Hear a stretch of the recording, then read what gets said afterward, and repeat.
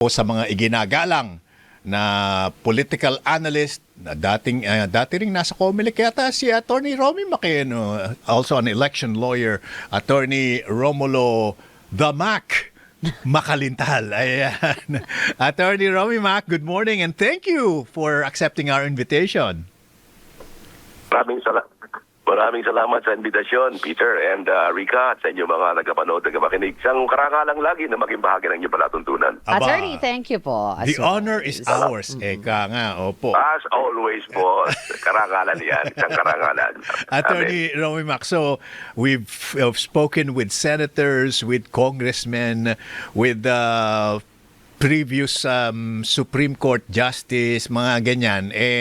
Parang wala po kaming nakikitang unanimous decision on where do you base the 2/3? Do you base it on the 24 or kung ilan lang yung active na senador in this case of an impeachment trial, conviction or acquittal?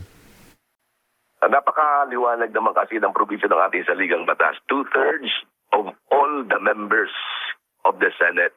Kaya pag sinabing 2/3 of all the members, sinasabi natin nga ay 16, ano ha? At ayan ay hindi po pwedeng mabago sa ngayon. Ano? Okay. At ayan ay hindi pwedeng pag-usapan o maging bahagi ng isang compromise agreement among the defense and the prosecution panel. Yan ay base sa aking experience dyan at saka base sa aking pagbabasa rin, hindi yan bahagi ng pre-trial conference. Hindi yan pwedeng maging bahagi ng pagtatalo nila during the pre-trial stage.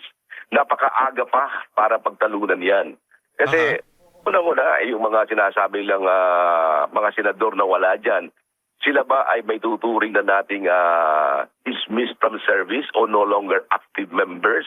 Sila ba ay miyembro pa ng nasabing Senado?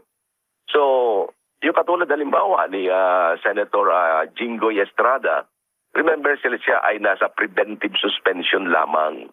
So, sa preventive suspension, ibig sabihin, hindi pa siya permanently dismissed or discharged from service. So, he is still a member of the Senate. Tsaka yung kanyang pagiging sa preventive suspension, yan ay suspension lamang at yan ay hindi tinuturing na interruption of service. Meron ang decision ng ating Korte Suprema sa bagay na yan, sa mga election cases, na sinasabi na when a government official is preventively suspended, wala pang interruption ng kanyang service. So siguro dapat yun ay maging bahagi ng panuntunan o bahagi ng pag-aaral ng lahat ng mga nagbibigay ng opinion sa bagay na ito. Nakakalimutan nila na yung preventive suspension ay hindi ibig sabihin na siya ay wala na sa serbisyo. Hindi iyan bahagi ng interruption of service. Mm-hmm. Yes. Kaya sa gayon, sa akin palagi, walang makapagsasabi kung iyan ay sa ngayon, yan ang provision ng saligang batas, 2/3 vote of all the members of the Senate. And that is the rule at present. Okay, so wala pong kinalaman, it's of no consequence yung sinasabi nila na there may be members of the Senate or Congress as a matter of fact na beyond the reach of the Senate. In other words, hindi sila pwedeng i-compel na mag-attend ng impeachment trial precisely because for varied reasons like being detained. Yes, Opo. So the total, the universe remains the same. It's 24. Okay. Oo. Kaya nga sinasabi rin na bagamat sila ay detained, sila ba ay considered ng not a member of the Senate? Alam mo, Peter Enrica, yan ay dapat marisolba ng Korte Suprema. Siyempre, sasabihin ng prosecution, dapat may bawas. Sasabihin ng depensa, walang bawas. Tayo mga nag-o-observe, we just make our opinion. Sa akin, I am just making my humble opinion on the matter. Yes, Pero, merong nakapimbi na petisyon sa Korte Suprema ngayon tungkol sa bagay na yan. At napakalaking tulong ang magagawa ng ating Korte Suprema kung ito ay kanilang i-resolba. Alam niyo na matatandaan niyo nung matanggal si Alan Peter bilang Senate President, naghain siya ng petisyon sa Korte Suprema. Kinwestiyon niya yung kanyang pagkakatanggal bilang Senate President. Bahagi ng kanyang petisyon ang isyung ito tungkol sa 2/3 vote. Ano nga ba ang magiging base number ganong merong missing senator at merong detained senator. Sana ito ay mabigyan ng resolusyon ng ating Korte Suprema para magkaroon ng kaliwanagan sa lahat ng panig. Dito nga rin po ako nalilito, Attorney Romy Macno, dahil even kay Kong Jervil Luistro, sinabi rin niya na, at hindi lang po siya, no, marami na rin kami na interview ang nagsabi na kailangan muna magkaroon ng conviction of 16 bago iangat sa Korte Suprema, even the question of gaano ba talaga karami yung dapat bumoto. Pero kung kulang nga po, kunyari, physically ang buboto and we cannot really attain a number of 16, how can we even have that conviction? Well, ito nga ang magiging problema nila, no, ha? Kaya nga sinasabi ko, ang makakaresolba lamang yan ay ang Supreme Court. Kasi both panels, magkaiba ang kanilang kuwan. Magkaroon sila ng ibang interpretation. Sasabihin ng prosecution, pwede nang may bawas. Sasabihin ng, siyempre kung ako sa defense, I would always insist on the 16 votes. So, napakagulo ng issue nito. At makikita ninyo na iba't iba ang mga opinion na lumalabas yan. Pero para sa akin, tanging Korte Suprema lamang ang makakaresolba niyan. And hindi sa stage na ito pinag-uusapan yan, kundi as they go on with the proceedings, malalaman natin ilan ba o sino matitira dyan. Pero mahalagang magampanan ng Korte Suprema ang kanilang tungkulin sa bagay na ito sa pamamagitan ng pagbibigay ng desisyon sa nasabing issue na kalakip doon sa petisyong inihain ni Senator Alan Peter Cayetano.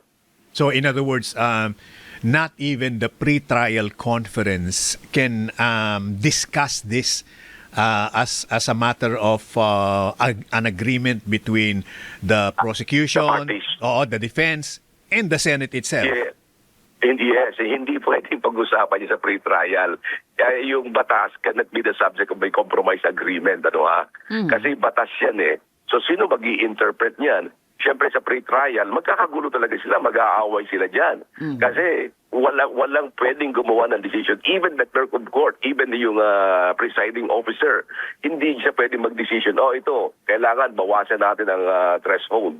Hindi po pwede. No one, no party could make a specific ruling kung sila na magiging threshold. Because both parties will have different opinions, different arguments on this issue. But attorney, hindi po ba overreach ito sa Supreme Court considering that the impeachment process is a special power ng legislative branch ng Senate? Hindi naman, dahil it involves a question of law. It involves an issue to interpret the law. Kaya dito papasok yung kahalagahan ng desisyon ng ating Korte Suprema. Kaya nga doon sa petition ni Senator Alan Peter Cayetano, this issue was raised. Maliwanag na sinabi niya doon sa kanyang petition na papaano na magiging threshold. Ito ba ay 2/3 of all the members, 2/3 of those who are not not within the coercive power of the Senate? O papaano? So hanggang ngayon, lahat tayo ay on a suspended animation. Ano nga ba ang mangyayari sa bagay na ito? Hindi po ba ang Senate as a trial court ang magde-decide nito within themselves? Hindi po pwedeng mag-decide ang Senate. Kasi mayroong batas eh. Kaya pareho sila magkakaroon ng issue. Ngayon, kung sakaling halimbawa gumawa ng decision ng Senado sa bagay na yan, any person affected by the said ruling would always raise the issue before the Supreme Court. And only there and then can we know kung ano talaga ang magiging ruling. Pwede talagang pag-usap pag maging bahagi yan, pero pagka magkakaroon ng mga decision, pero any deviation from the rule ay talagang magkakaroon ng effect yan para ito ay magkaroon ng issue na may padala sa ating Korte Suprema. Ayun. There was a recent survey po, Attorney Romy Mac, na ang lumalabas maraming naniniwala na baka hindi talaga maging basihan ang mga ebidensyang ipepresent sa impeachment trial on the way the senators will vote. And I'd like for you to comment on that, please. Well, talagang yun naman ang mga senador naman ay alam na natin na political, more of a political rather than legal itong labanang ito dyan sa impeachment trial. Kaya hindi yan sa dami ng ebidensya na ihaharap kundi kung paano talaga yung political inclination ng ilang mga senador. Kaya hindi natin malalaman kung ano talaga magiging position ng bawat senator dyan. Marami dyan, o yung mga siyempre panig kay Sara, they would vote on the basis ng kailang paniniwala, pero hindi basis sa legal talaga. Oo. Kaya kung halimbawa hindi nagkaroon ng conviction, well, kahit hindi naman pwedeng i-apela sa Korte Suprema, maliban na lamang kung mali ang interpretasyon ng threshold number na dapat na maging basis to convict or to acquit. So let's talk about the mathematical possibility, Attorney Romy Mac, that being the case na mukhang hindi magiging ebidensya talaga yung magdidikta sa botohan. Ang majority ngayon ay may 13. They 13, need yes. They need 3 more to get to that 2/3 number. Okay, kaya kailangan. Meron kayang makukuha pang 3, considering na marami sa kanila ang nagsasabi na kahit na balatan niyo ako, Di ako lilipat. ang kulay Dito ko, lang ako. ang kulay ko ay kulay. Ganun eh. Peter, diyan mo makikita ngayon na hindi legal ang pinag-uusapan, di ba? Kita mo, hindi pa man wala pa bang ebidensya lumalabas.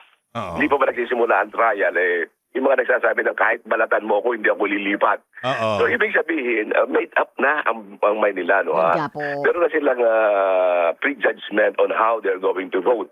At Oo. siyempre, kilala naman natin yung mga tao yan, from the prosecution and from the defense.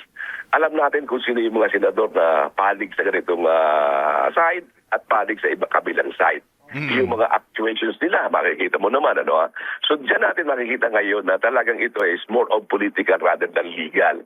Kasi hindi pa man nagsisimula ang trial, ay alam na natin halos kung saan pupunta ang boto ng bawat senador o Kaya ng ilan sa kanila.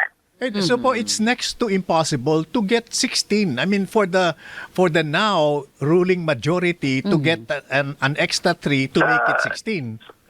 Sa akin naman, as the trial goes on, baka naman yung 3, yung magic 3 na yan, baka makonvince din sila kung sakaling talagang malakas ang ebidensyang ihaharap ng prosecution. Nagtataka lamang ako na napakadami ng dokumento.